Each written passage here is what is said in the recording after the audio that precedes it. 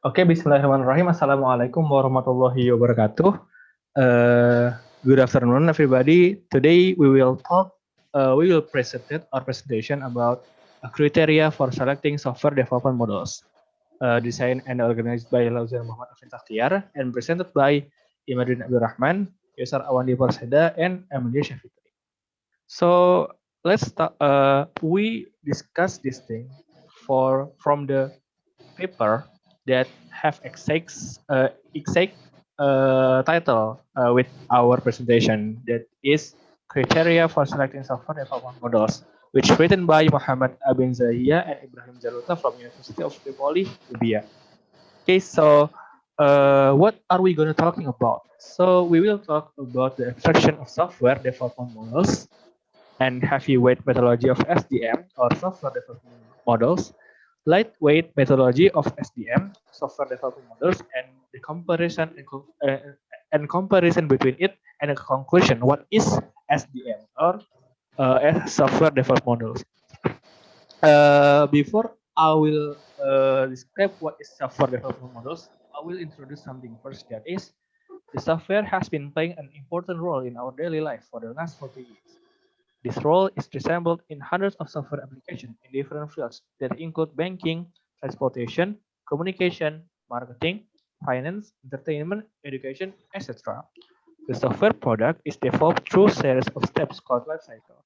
The software development lifecycle, or we call SCLC, is a process of developing and maintaining software system. David will give someone who professional with this thing, said that in the earliest day of software development, code was written and then debugged. The code and debug approach quickly face problems when developing large and complex systems such as the aerospace software, and due to the difficult nature of this model, Winston Royce in 1970 proposed the waterfall model. So uh, what is software development models? No, sorry, development models. Software development models is a models when you do it models for software development, and you this SDM is divided by two things. Is heavyweight heavyweight methodology. This methodology is divided by two. There is heavyweight methodology and there is lightweight methodology. So what is lightweight methodology and what is lightweight methodology? We will describe by my friend Yosar and Kak Emil. So Yosar, time is yours. Hmm.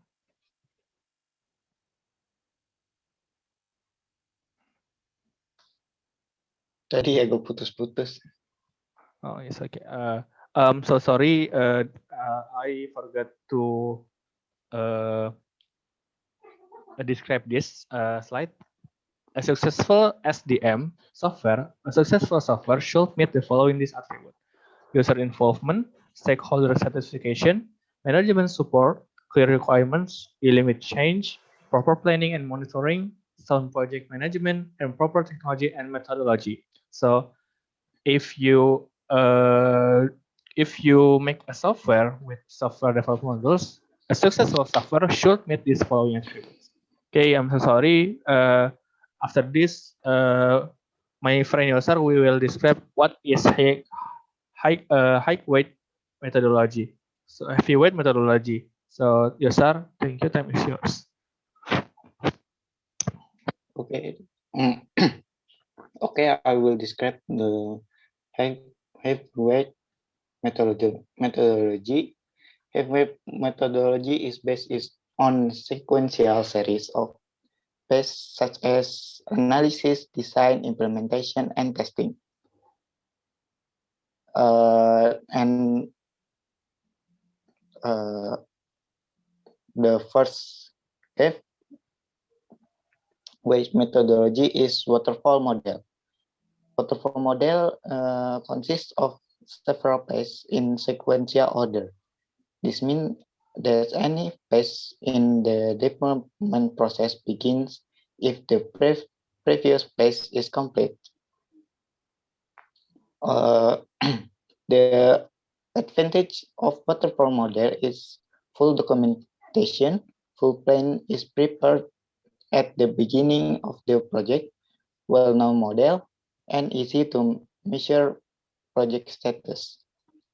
The disadvantage of waterfall model is requires predefined requirements, which are very hard to obtain at the beginning of the development cycle, and then resist change of requirements, and these change are costly at less pace, and then takes long time to deliver the software system, less user involvement, not good for big projects, and has high amount of risk. The second is spiral model. Spiral model combines the waterfall model and the prototyping. It uses similar press of the waterfall model in an iterative manner, and at the end of each iteration, a version of product is released to the consumer.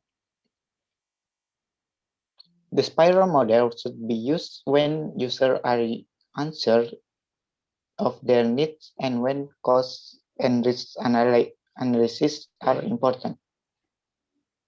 The advantage of spiral model is requirement can be accessed and changed during development, suitable for complex and large projects, deal with different types of risk in each cycle, therefore risk would be gradually reduced.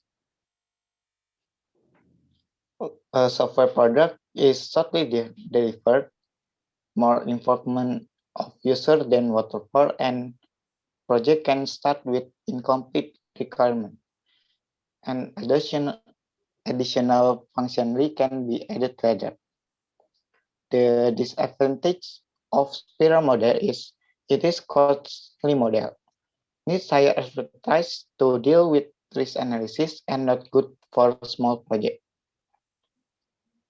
And the third is the incremental project. This model is introduced to overcome the problem and shortcoming of the waterfall model. The main idea of this model is to produce a software system through series of iterative cycle, and each cycle will produce smaller version of the required system called increment. Advantage of incremental model is working system is delivered early and quickly. Problem can be discovered early, easier to test more than in the waterfall model, gains experience from previous increment, and change of requirements can be dealt with between increments. Disadvantage of incremental model is needs heavy documentation, higher cost than waterfall model, and requires user involvement. And the next is require methodology would be presented with Kak Emilia.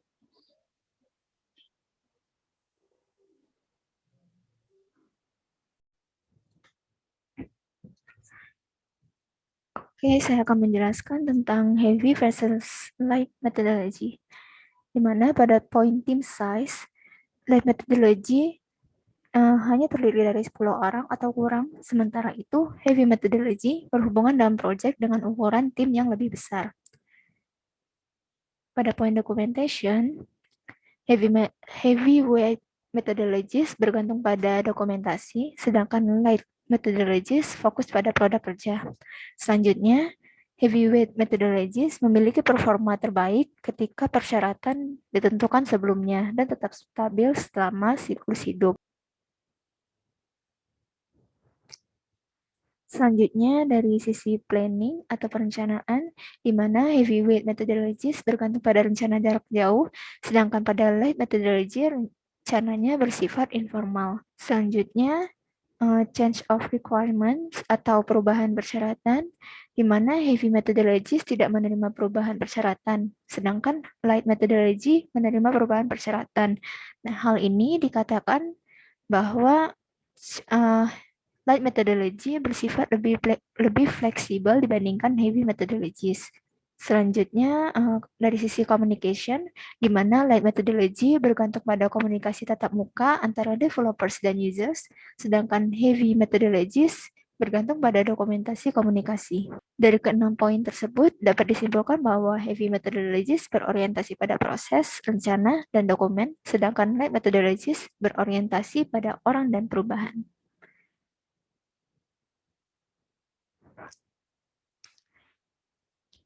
Ada banyak model yang dapat digunakan untuk pengembangan perangkat lunak.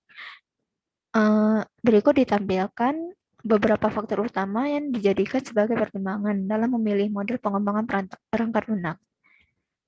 Pada tabel ini merupakan perbandingan metode perangkat lunak pada heavyweight method.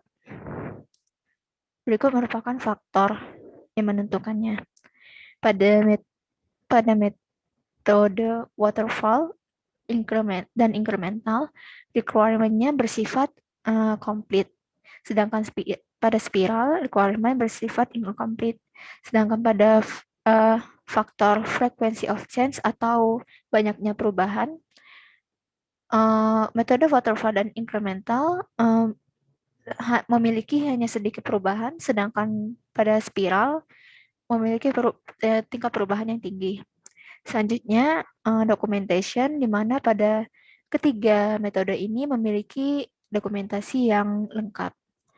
Selanjutnya, user involvement, di mana pada metode incremental dan spiral, user involvement itu dibutuhkan, sedangkan pada waterfall tidak dibutuhkan. Selanjutnya, dari segi delivery time, di mana pada metode incremental dan spiral dilakukan lebih awal, sedangkan pada metode waterfall dilakukan lebih akhir. Selanjutnya, perbandingan pada metode lightweight, di mana terdapat metode prototyping, RAD, agile. Pada tabel berikut bisa dilihat bahwa ketiga metode ini memiliki karakteristik dari faktor-faktor yang sama. Kesimpulan dari presentasi ini yaitu tidak ada model yang terbaik ataupun terburuk, karena setiap model memiliki kelebihan dan kekurangannya masing-masing. Pemilihan model yang tepat bergantung pada beberapa faktor, yaitu karakteristik proyek, keterampilan pengembang, dan cara manajemen proyek yang ditetapkan. Perlunya metodologi yang tepat akan membantu kita untuk mencapai tujuan kita, yaitu memberikan kepuasan kepada pengguna dan memberikan biaya yang lebih sedikit untuk pengguna bisa menggunakan perangkat lunak yang sudah kita kembangkan. Selain itu, kecepatan respons terhadap perubahan di dunia yang berkembang ini juga menjadi faktor terpenting, di mana kita harus beradaptasi dengan kemajuan teknologi. Oke, sekian presentasi dari kami. Lebih dan kurang kami mohon maaf. Wassalamualaikum warahmatullahi wabarakatuh.